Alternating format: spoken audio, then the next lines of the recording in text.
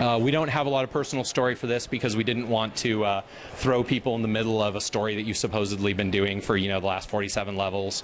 It would be kind of confusing. And so we have a quick demo story that will take you around the world.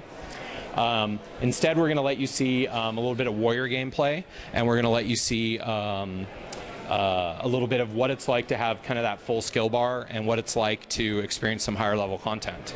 So this is a kind of a cool thing. Since it's night, those weapons are ghostly weapons, and they actually glow during the night. During the day, they don't glow. So one of the things that we'd like to try to do with our weapons and make them very visually cool, we've got weapons that glow when enemies are nearby. We've got icy weapons that break apart occasionally and do a bunch of ice damage, and then they reform really quickly. We've got kind of clockwork weapons that are concealable. When you draw them, they kind of expand and collapse, that sort of thing. So we wanted the weapons to have a lot of character as well. So you'll note Matthew's got a bunch of bow skills. I don't know if you want to fire one of those off and show. So he's got bow skills. The warrior with a bow is a really competent ranged attacker. He's got good damage, and he's, it's not just for pulling. He's actually got a lot of good skills on that. If you want to kind of change your capabilities, you can just change weapons. Go ahead and change weapons. You notice as he changed weapons, his first 5 skills changed, and now he's a range damage dealer. He's wielding 2 axes, and so what he can do changes dramatically based on what weapon you've got in your hands. Where are we going to go now? Matthew right now is communicating with the people to try to find out where events are going on. Okay, so we're going to go down to Dragon Watch.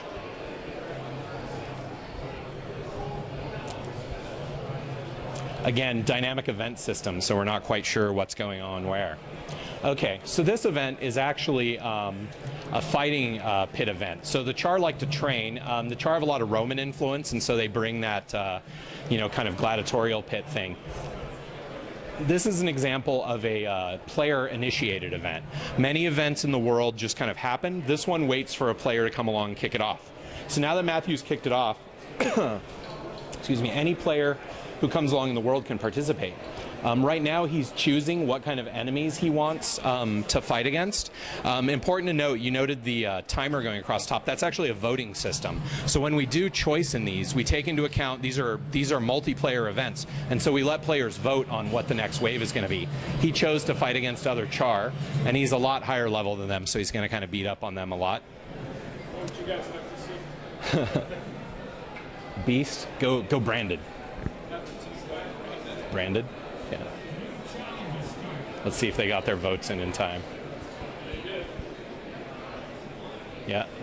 So here come some branded creatures.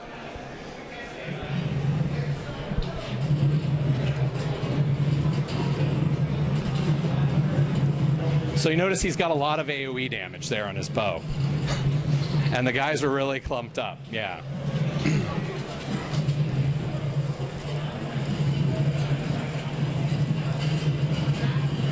That Char's a little whirlwind of destruction over there. Go ahead and go in the middle of those guys and stomp. It's always a fun skill. So he just sent a bunch of guys flying with his stomp skill.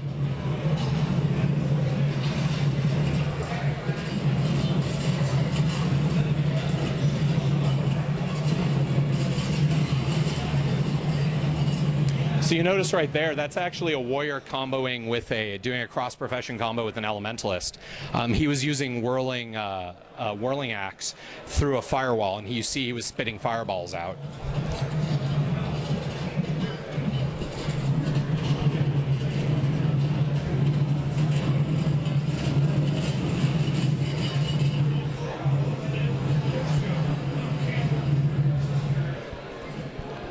Guys should definitely pick Beasts this time. Sure.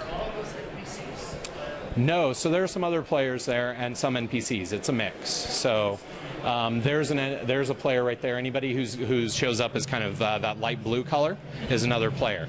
So there are players voting on things, all of that. So yeah.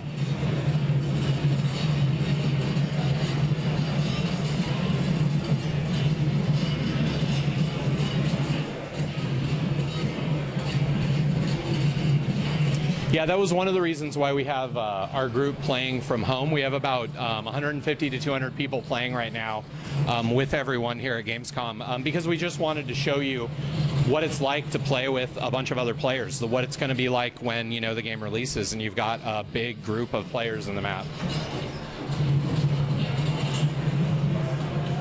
Okay, so you can see they completed that event.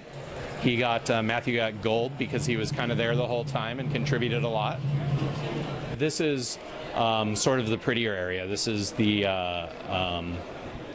area. You can go to the giant crystal, searing crystal. So we've still got some of those for people who are familiar with Guild Wars 1. This is the area that was the searing area where all of the crystals fell and it was all orange and kind of destroyed. You can see that it's made a comeback, although not entirely. So this is actually that exact map. I don't know if you remember it from Guild Wars 1. There was this map that was kind of a big crater with the giant crystal in the middle, and this is that area of the world. Although I think it looks quite a bit better than it did before. So again, he's run into another event here.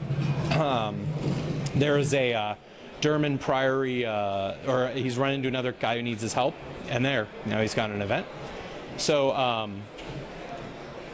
so this is the Grawl actually in our game are a returning race, enemy race. They tend to worship natural objects in the world, and they actually are taken to worshiping this thing, but the German Priory want to study it, and so they want you to decrease the morale of the Grawl in the area so that you can drive them away.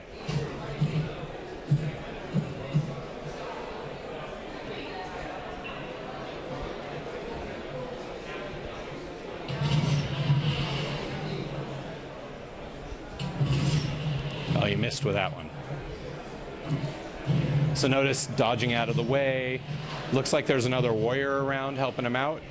Or is that, no, that's a Grawl. Okay. So you might want to change your melee.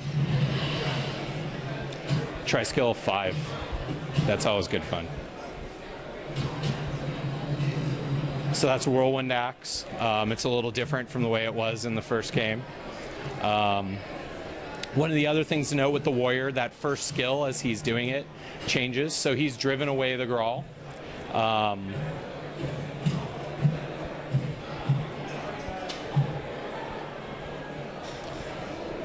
Again, event succeeded and he's helped the Scholar. This is a German Priory encampment that's studying the brand, and in particular is studying the area around what used to be Serenity Temple in Guild Wars 1, which is now in the middle of the brand. So not only did it get branded and kind of destroyed, but it's also inhabited by Ascalonian ghosts. And so we can see some of our first glimpse at the ghosts of Ascalon, which is also the title of our book.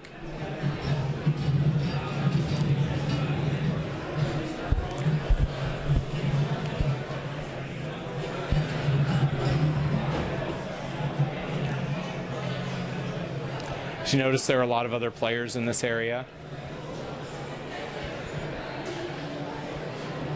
There's the old statue of Duena that used to be there. It's sort of worse for wear. You can you go up and examine it, or is it not? That's being problematic. Okay.